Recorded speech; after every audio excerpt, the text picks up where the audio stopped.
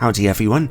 A short time ago, I had the privilege of testing out a Nikon Z 58mm f/0.95 knocked lens after Nikon UK kindly loaned me a copy for a couple of weeks for testing, and at the same time, coincidentally, Mitakon sent me a Nikon Z mount copy of their 50mm f/0.95 Mark III lens, also in Nikon Z mount. So I thought, a perfect chance for a comparison of these two competing lenses.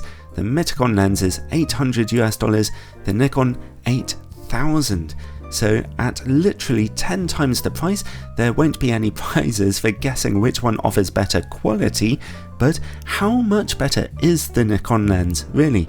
By the way, if you want a little more information than I provide in this video, then you can find links to my full reviews of these lenses in the description below. When it comes to build quality, both lenses are solid and metallic, both are manual focus only, with very smooth focus rings that turn about 350 degrees for a lot of precision, although the much wider circumference of the Nikon lens means that one will offer you more precision naturally. The similarities between the two lenses end there though. The difference in size is quite astonishing, even taking into account that a 58mm lens needs to be a little bigger than a 50 anyway, and at over 2 kilograms compared to the Mitakon 750 grams, the Nikon option really is a monster, so the Mitakon lens has a clear size and weight advantage. The Nikon lens can however communicate with your camera for changing aperture, for focus guidance, and for recording EXIF information. And it has quite a nice looking, although slightly gimmicky, display too, as well as weather sealing. I won't mention the Nikon's lovely quality tripod mount there though, because the Mitakon lens isn't big enough to need one of them. Overall, in terms of build quality, the Nikon lens certainly offers a bit more than the Mitakon, although the cheaper lens does at least have portability on its side. Let's look at image quality on a full frame camera, my 45 megapixel Nikon Z7. At f/0.95 in the middle of the image, the obvious difference between the two lenses is contrast, although the Nikon lens also resolves a lot more detail and has neutral colours of the Mitakon lens's quite cool colours, which is a problem for that lens between f/0.95 and f1.4. If you look over in the corners, the difference in image quality is like night and day.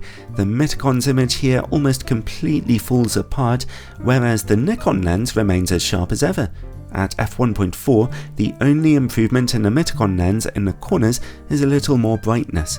Back in the middle though, it is beginning to catch up with the Nikon option.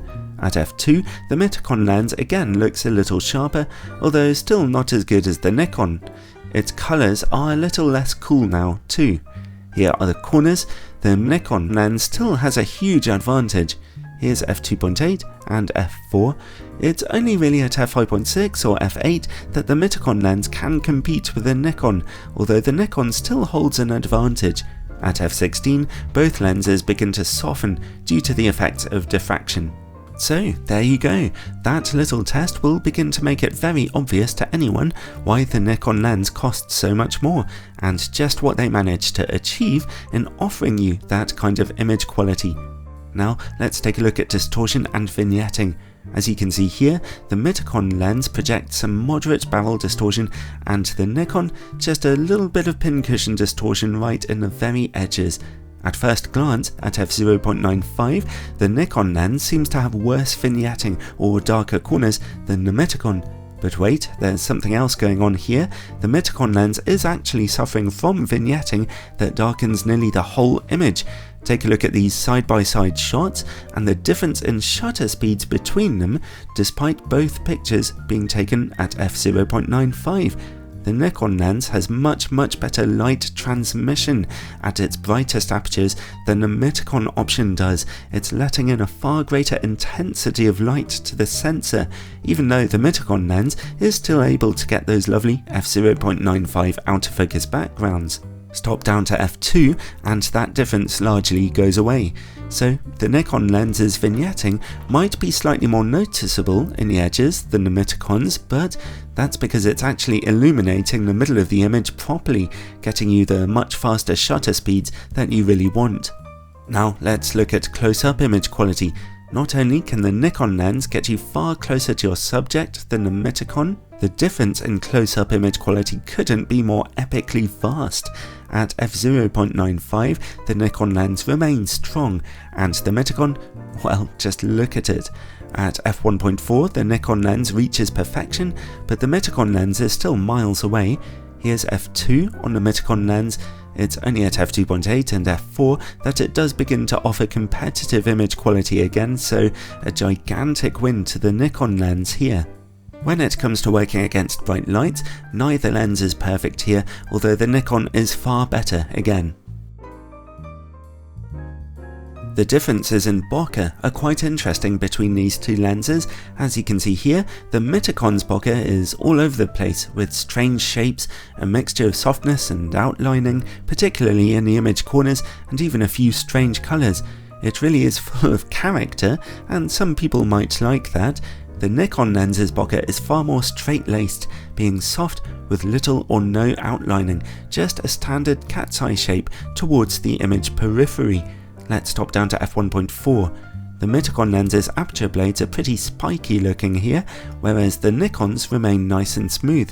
It's also worth bearing in mind that, with its slightly tighter angle of view of 58mm, the Nikon lens will get you slightly more deeply out of focus backgrounds too, so that's why its bokeh balls look a little bigger. So then, overall, there's an old English phrase, you get what you pay for, and in this video you've never seen a better example of the truth behind that.